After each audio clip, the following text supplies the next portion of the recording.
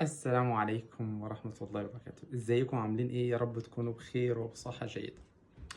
اهلا بكم في الحلقة الرابعة من سلسلة هخليك تتكلم انجليزي في شهر. جالي رسالة النهاردة، حد بيقول لي ازاي يعني هنتكلم انجليزي في شهر.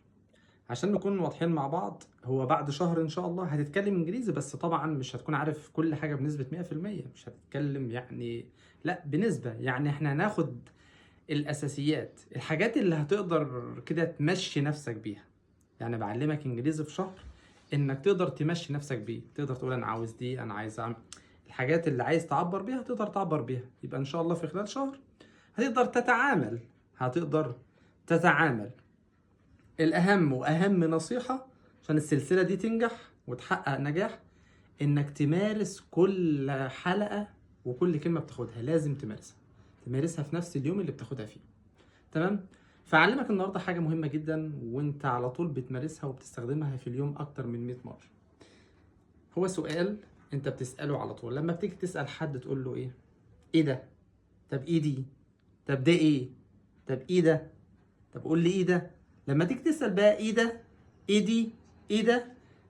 ده سؤال اهو، 3 كلمات بس. اول كلمه في السؤال what.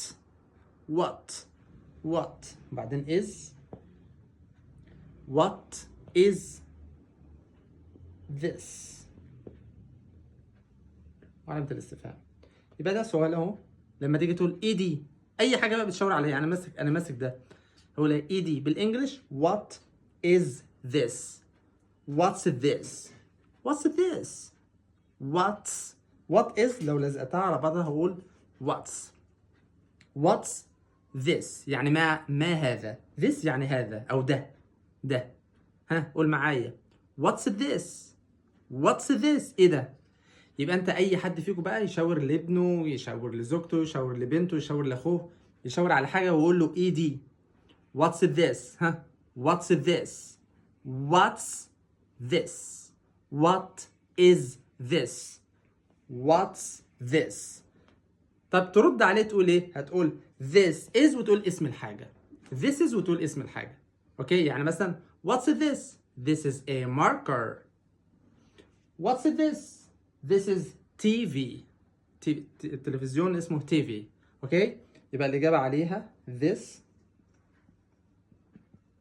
is وتقول اسم الحاجة.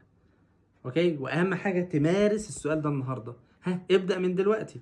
اسأل اللي جنبك، كل واحد يسأل اللي جنبه، ويسأل ابنه يقول له what's this؟ شاور على أي حاجة وقول له what's this؟ what's this؟ ها، what's this؟ اوكي، أشوفكم إن شاء الله في الحلقة الجاية بكرة إن شاء الله. السلام.